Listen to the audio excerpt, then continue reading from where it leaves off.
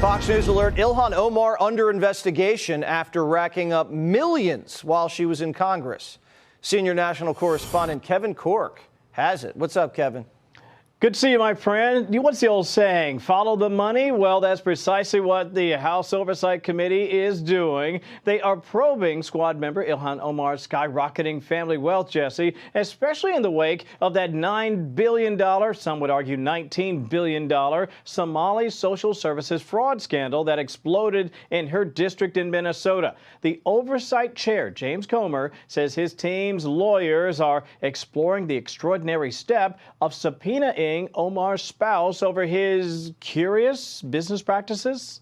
Republicans want to know how the Somali-born Omar and her politically connected husband Tim Minette went from being nearly broke to being worth around $30 million in just a year, according to her 2024 disclosure forms. Quoting Comer now, there are a lot of questions as to how her husband accumulated so much wealth over the past 2 years. It's not possible. It's not. And he's a money guy. Minette and his partner, Will Haler, back in 2022, formed an investment firm, Jesse, named Rose Lake Capital. They had $42 in their bank account at the time, but in a year, up to $25 million, according to Omar's filing. By the way, he also has a wine business that went from next to nothing to millions on its books. Not surprisingly, associates were so perplexed about the irregularities, they brought information and attention to the feds to, look into it. Now, for her part, the Congresswoman has repeatedly, and I say defiantly, denied any wrongdoing while being also careful to criticize the ongoing probe. But, sometimes they say, Jesse, the ones who yell the loudest have the most to hide. Well, innocent until proven guilty. I'm sure everything was perfectly legal. We're just checking to find out. Kevin, good to see you. Let's be real for a second. Something about this whole situation doesn't add up, and people can feel it even if they can't quite explain it. You got public officials going on national TV speaking confidently, shaping the narrative, and presenting themselves as victims of unfair treatment. But at the same time, there are real questions being asked behind the scenes that aren't getting clear answers. And here's where it gets interesting. If the roles were reversed, how do you think this would play out? Think about it. If someone else, especially someone outside of that political circle, was being asked to provide information as part of an investigation, and they just didn't cooperate, would the conversation be about sympathy or would it be about accountability? Because in real life, for regular people, that's not optional. If you get asked for information by authorities, you don't just ignore it and then go on TV to reframe the situation. You deal with it. That's just how it works. But what we're seeing here, at least from my perspective, is a pattern where the public message is very different from what's actually happening. On one hand, there is this emotional appeal, this idea that criticism is rooted in something unfair or personal. But on the other hand, there are legitimate questions about cooperation, transparency, and responsibility that aren't being addressed directly. And that's where people start to lose trust because it feels like the focus is being shifted away from the core issue. This isn't about personalities. It's about how the system is supposed to work. If you are in a position of power, if you are representing the public, then accountability comes with that. There's no exceptions. And when that accountability gets blurred or avoided, people notice. They may not say it out loud, but they see it. And that's why conversations like this matter. Because it's not just about one situation. It's about the standard we are setting across the board. Hit the like button, share the video, subscribe to the channel. And then I want you guys to check this out. So let's stay here for a second. Yeah. Republicans, like Lauren said, they are pushing this ethics probe over your family's finances and your husband's business dealings. What do you think that's really about? Is it accountability or politics? Well, it's not accountability because they haven't done anything formally, right? Mm-hmm. So it is just politics. Mm-hmm. It's like we're going to subpoena, we're going to do that. It's like it's all of these things that are not, they're never going to do. Mm-hmm. So they're just saying it because then that gets them an interview on Fox or Newsmax, or you'll see they tweet and like 5 minutes later, if you check, they already got a clip of themselves being interviewed 5 seconds later. And so it is more about and it's usually like a lot of members that struggle to get or are like really desiring, right? Like there are a lot of members who come to Congress and they are comms heavy. Their office is very comms heavy. You know, they're trying to get on every TV show that they can. And so that's what a lot of it is like driven by since I got there. You know, it's like you say something about Ilhan, people fundraise, you know, they're buying me a ticket back home. It's like, it's all of this stuff. You know, I joked with Nancy Mace that she could drop off the ticket because I'm next door to her office. She hasn't dropped off a ticket yet. If you mean it, send me that ticket, you know, but it's all about, you know, how do I get this click? How do I, you know, then send the fundraising email? How do I say, you know, I'm holding Ilhan accountable? There's never really anything that they're... Let's be real. This is where people start asking basic questions. And they are not complicated questions, they're common sense. What's happening here from my perspective is that instead of addressing the substance of what's being looked into, the conversation keeps getting redirected. So here's what this actually looks like in plain English. Back in early February, there were formal steps taken in a House investigation, official request for financial records and communications connected to Ilhan Omar's husband's business activities. That's not some random internet rumor. That's how these processes start. When lawmakers are trying to understand whether everything is above board. And the focus here isn't just politics, it's money, it's business dealings, and whether there's any connection between those deals and political influence. Think about it. If you had companies tied to a public official's household, and those companies suddenly jump in value in a shorter period of time, people are going to ask why. That's normal. That's what oversight is supposed to do. And from what's being reported, the question is whether investments were made in a way that could give people access or influence. Not saying that's proven, but that's exactly why the inquiry exists in the first place.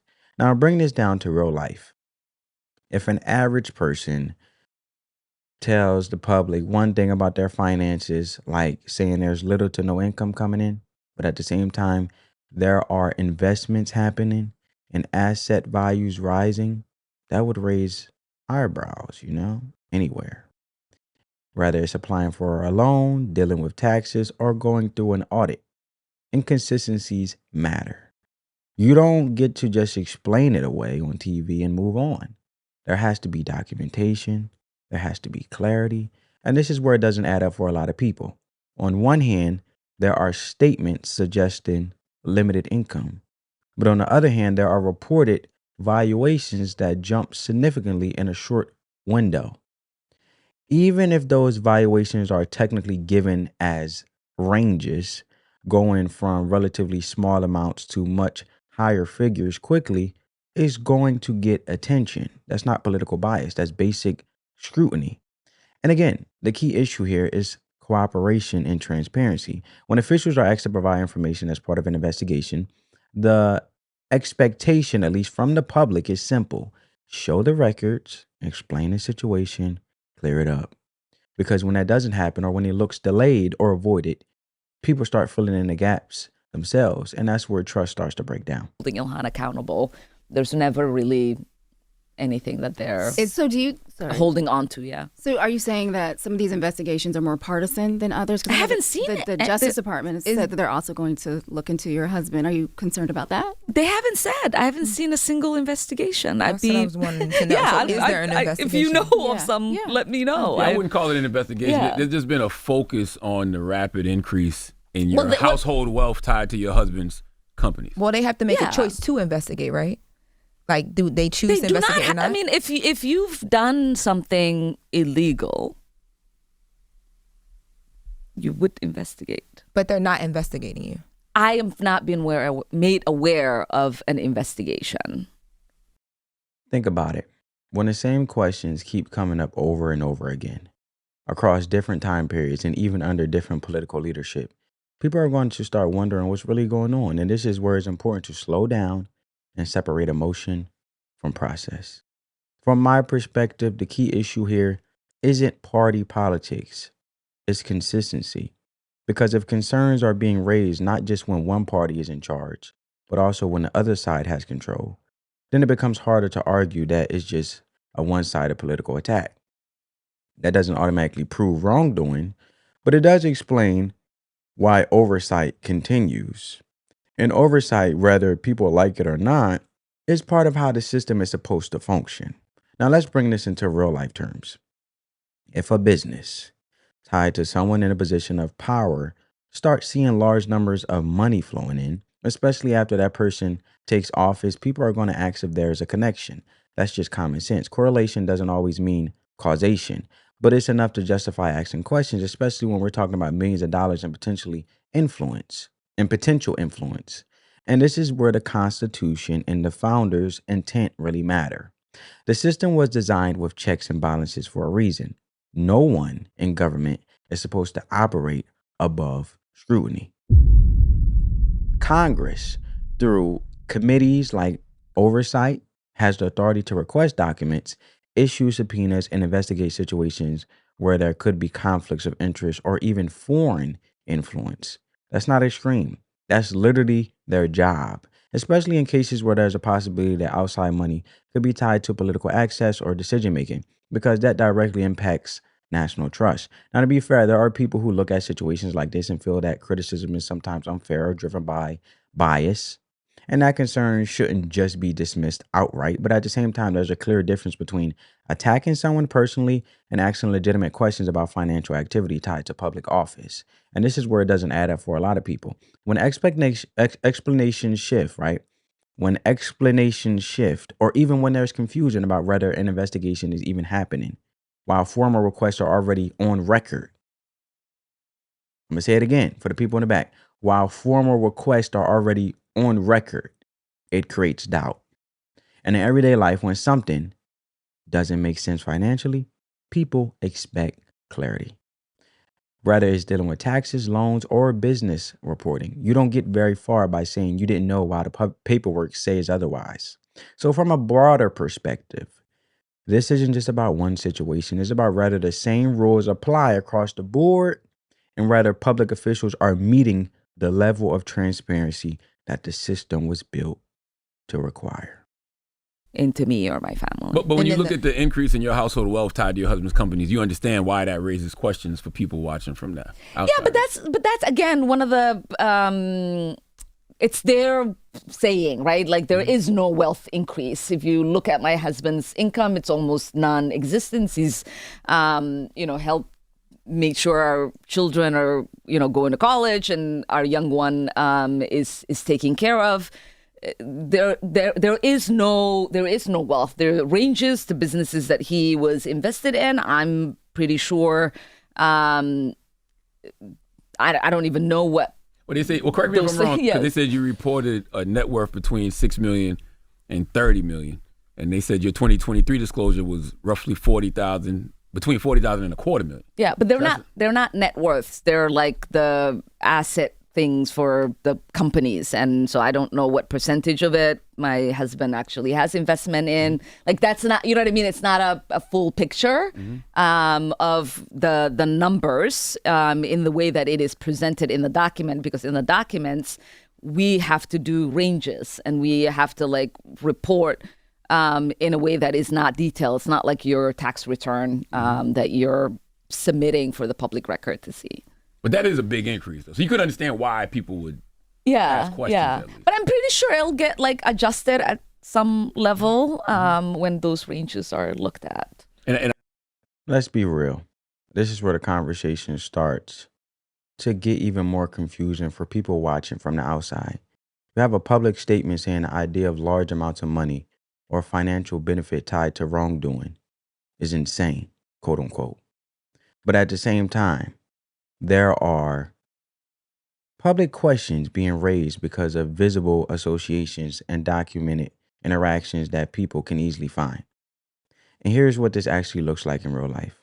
If an average person is connected, whether directly or indirectly, to individuals who are later tied to fraud or questionable activity, and there are photos, videos, or public appearances together, people are going to ask questions. That doesn't automatically mean guilt, but it absolutely means scrutiny. That's just how the world works. Think about it. If you are in a position of power, especially in government, your circle, your connections, and who you associate with matter a lot more than they would for the average person. So when people hear that's insane, quote unquote, as she's saying, as a response, but they can also see documented interactions, it creates a disconnect. From my perspective, that's where the frustration comes from. It's not just about the claim itself, it's about rather the explanation matches what people can already see. And this is where it doesn't add up for a lot of viewers. Because the question isn't, is this proven beyond doubt? The question is it reasonable for people to ask what's going on here? And I think most people would say yes. Now, to be fair, being photographed with someone or appearing at the same events doesn't automatically mean involvement in wrongdoing. That's an important distinction, and it should be acknowledged. But at the same time, dismissing all concern as completely baseless without addressing why those concerns exist doesn't really resolve anything either. It just leaves more unanswered questions. And when it comes to interviews like this, I would say this credit where it's due. The questions are at least being asked from Charlamagne to God, because that's what accountability starts with. You ask direct questions, you look at the facts, and you let the answers speak for themselves. The problem is when those answers don't fully connect with what people are seeing, that gap is where trust starts to break down. I think I saw that your husband was asked to turn over some documents but didn't comply. So is that true? From who?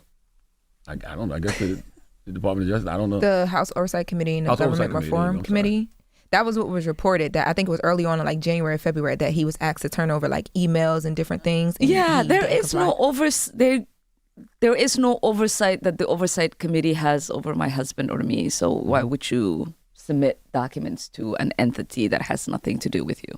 Oh, okay. Yeah, like they have oversight over the government, and ethics is the one that has oversight over the member, not the spouse. And so that's why you said earlier you would like let them. Yeah, I mean that's the thing. It's like I remember like I've had maybe like I don't know 5 campaign finance complaints. Like they file a complaint every other day, and they want the headline, and then once those things get closed, no one writes about the fact that there was nothing there. Mm-hmm. Yeah. And I'm pretty sure once this whatever happens with whatever Comer and them are trying to insinuate, that nothing will be reported out of it, because there's only the accusations that ever get picked up. Mm-hmm. But I've never been fined. I've never had any sort of financial issues. Mm-hmm. What about the fraud case in Minnesota with the feeding? Which is, future? again, I think that is the reason they are trying to create this thing, is because they think this supposed 30 million, or what did the president say, 44 million, is because of the fraud in Minnesota. They think I've somehow gotten something, which is insane.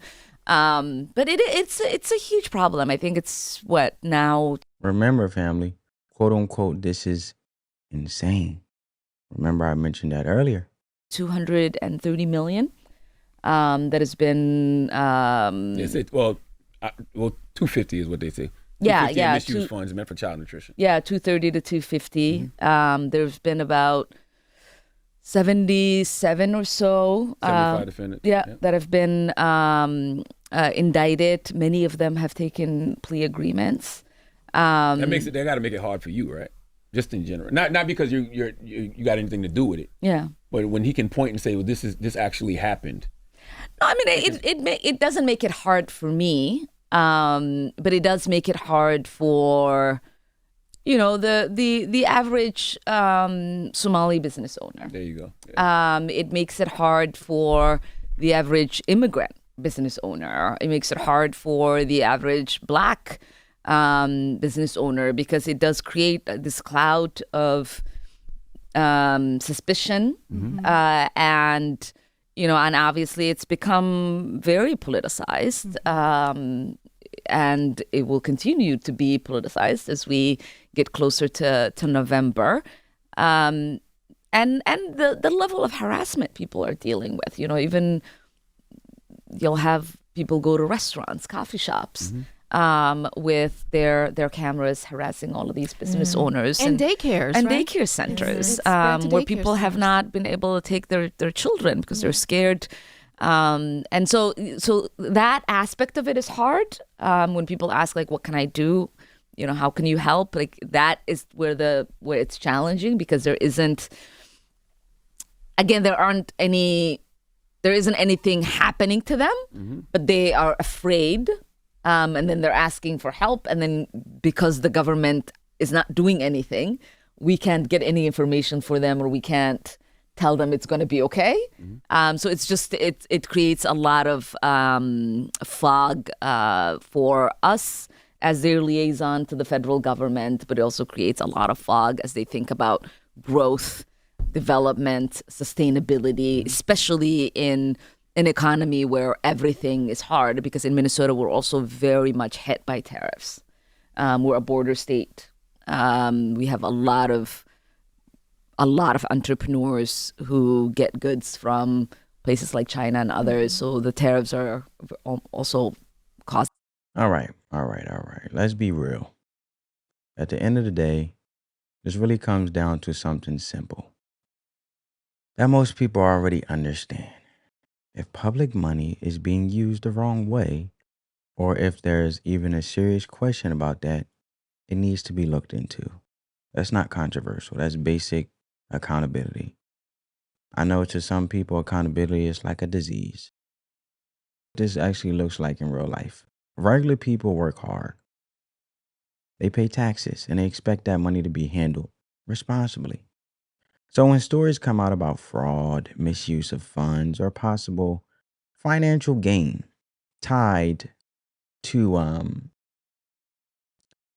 people in power, frustration is going to follow. And it's not because people are looking to attack anyone personally. It's because they want to know that the system is fair. From my perspective, the standard should be clear across the board. If there are allegations of fraud or misuse of taxpayer dollars, those claims should be taken seriously, investigated thoroughly, and resolved with facts, not brushed off, not redirected, not turned into something else.